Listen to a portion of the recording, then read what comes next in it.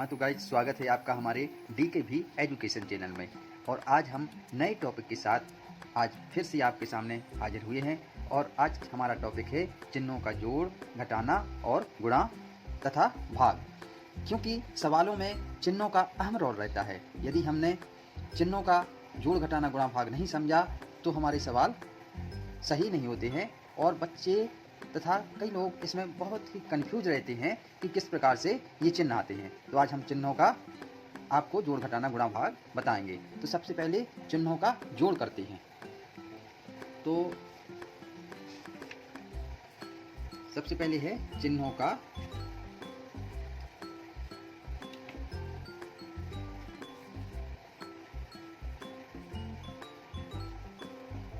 का जोड़।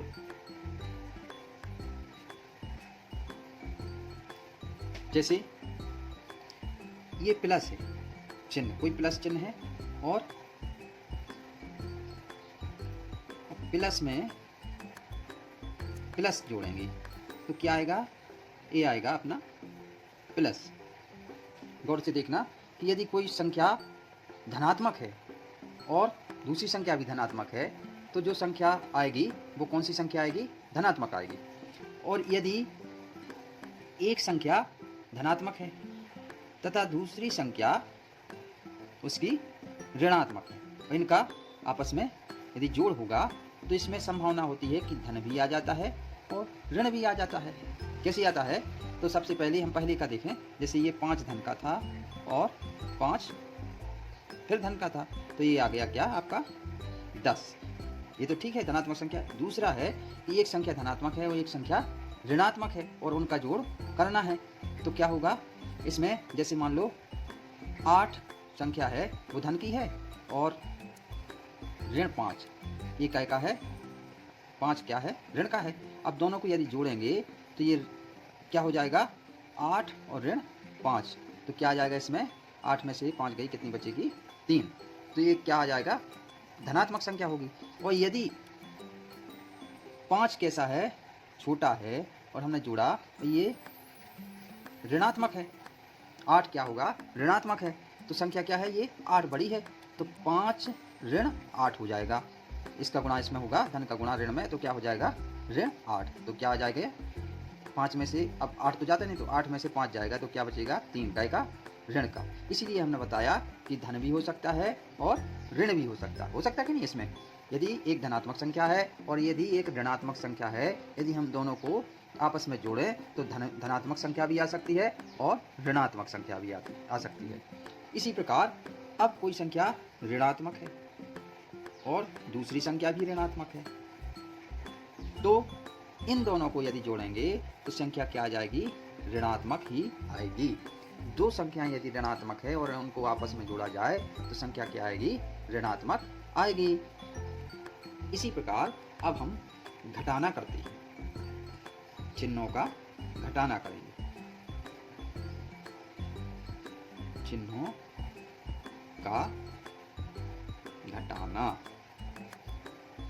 अब हम चिन्हों का घटाना करते हैं। जैसे एक संख्या धनात्मक है, ये घटाना लगा दिया, और दूसरी संख्या ऋणात्मक है। तो यदि हम घटाएंगे तो जो संख्या इसमें भी, जो संख्या बड़ी होगी इसमें नहीं होगा। इसमें क्या होगा कि एक, जैसे मान लो 5 धन का है और घटाया ऋण 5, तो क्या आ जाएगा, ऋण ऋण धन हो जाएगा। तो 5 धन 5 बराबर क्या हो जाएगा, 10। क्या का हो जाएगा, 10 का। तो जो संख्या आएगी आपकी क्या काय की आएगी, वो संख्या धनात्मक आएगी। वो संख्या क्या आ जाएगी, धनात्मक। वो संख्या क्या की आ जाएगी, धनात्मक संख्या आ जाएगी।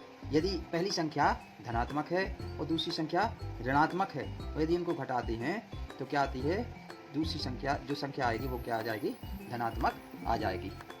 अब यदि पहली संख्या ऋणात्मक है और दूसरी संख्या धनात्मक है, अब इनको घटाएंगे तो क्या होगा,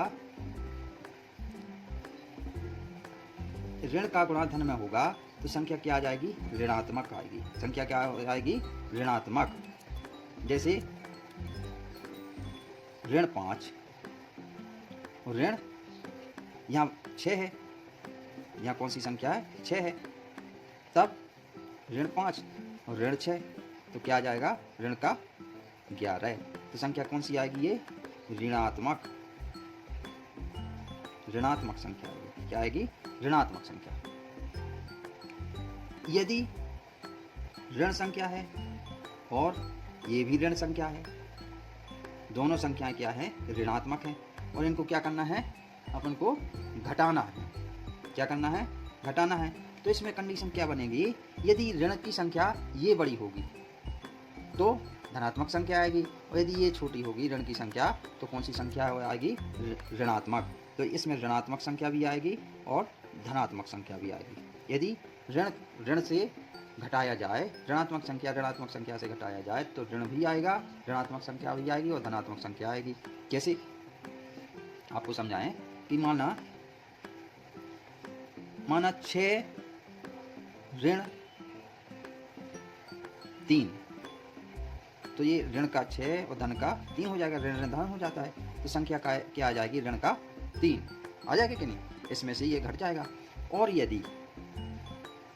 यदि संख्या 3 ऋण की है और ये 6 क्या है? धन का है, ऋण का 6 है, तो क्या आ जाएगा? ये ऋण का 3 और ऋण धन हो जाता है तो 6, तो संख्या क्या आ जाएगी? 3। क्या की आ जाएगी? धनात्मक संख्या आएगी। तो ये ऋणात्मक संख्या भी आएगी और धनात्मक संख्या भी आएगी। अब यदि दोनों तरफ धन है और इनको घटाना है, यदि संख्या ये भी धनात्मक है और ये भी धनात्मक है और बीच में क्या है? घटाना है, ऋण का चिन्ह है, मान लो दोनों संख्याएं धनात्मक हैं लेकिन घटाना है उनको, तो क्या आ जाएगा? ऋण भी आएगा और धन भी आएगा। क्यों आएगा? यदि धनात्मक संख्या बड़ी है तो, और इस तरफ वाली संख्या बड़ी है और इस तरफ वाली संख्या छोटी है, तो क्या हो जाएगा? धन का चिन्ह आएगा। और यदि इस तरफ की संख्या छोटी है और इस तरफ की संख्या बड़ी है तो क्या का चिन्ह आएगा? ऋण का आएगा। जैसे माना यहाँ 5 ऋण 3, ये संख्या क्या है? 3 है, धनात्मक है लेकिन घटा रहा है, तो क्या आ जाएगा इसमें? 2। ये का क्या हो जाएगा? धनात्मक हो जाएगा कि नहीं? और यदि ये संख्या मान लो 2 है और ऋण का यहाँ क्या है? 5, ये भी संख्या धनात्मक, ये भी लेकिन घटा रहा है, तो संख्या अब क्या हो जाएगी आपकी? ये 2 ऋण 5 बराबर क्या हो जाएगा? ऋण का 3। तो संख्या ऋणात्मक भी हो गई और धनात्मक भी हो गई। तो आशा करते हैं कि आप लोग इतने चिन्हों का जोड़ और घटाना आसानी से समझ गए होंगे। अब हम चिन्हों का गुणा बताएंगे। तीसरा टॉपिक है आपका चिन्हों का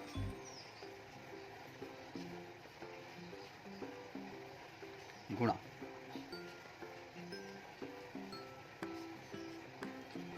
तो मान लो